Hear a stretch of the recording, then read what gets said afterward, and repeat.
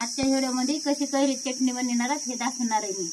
छिलटे काढते, त्याला कापून घ्यायचं आणि असे बारीक बारीक तुकडे करायचे। जे असे कापून घेऊन झालेलं आहे। त्या 3 कोयात त्या कोया इथं ठेवून देते। आता झाल्यात कापून घेऊन। आता हे ना चटणी करायची। एक कुडी लसूण आहे आधीच छिलून ठेवला होता यो।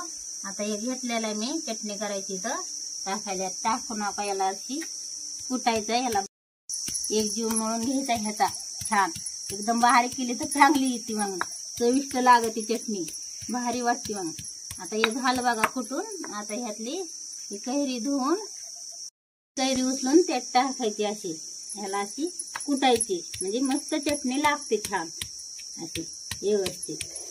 याला कुटून घेऊन झालं की ह्यामध्ये थोडीशी साखर टाकायची, थोडंसं तिखट टाकायचं, थोडंसं मीठ टाकायचं। समज पाटा नसन तर तुम्ही मिक्सर मध्ये बारीक करू शकता ह्या चटणीला कैरीच्या।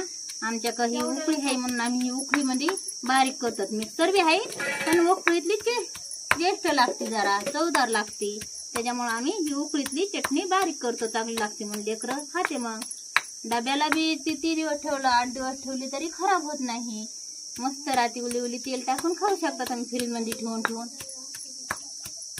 साधा आपल्या हिशोबाने लाल तिखट टाकू शकता तुम्ही। कशी कोणी तिखट खातं कोणी फिक्कं खातं, तेव्हा एवढं टाकायचं।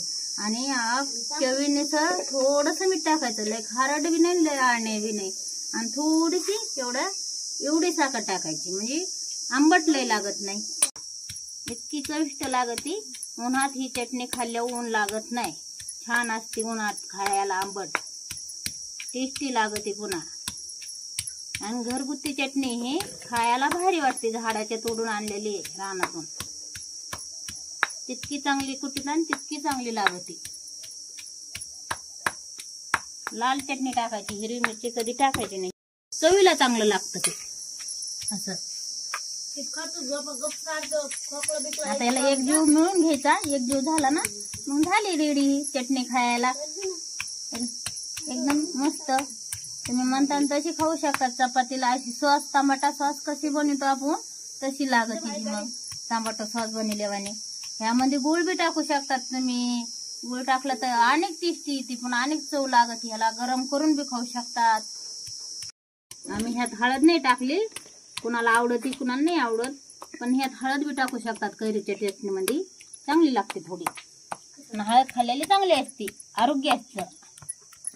हळदीचं प्रमाण थोडं मापात बी खाल्लं तरी चांगलंच असतं, हळदीने दुखणं येत नाही, खोकला येत नाही। आमची कैरी चटणी जर आवडली असली तर लाईक करा तुम्ही आम्हाला। धन्यवाद।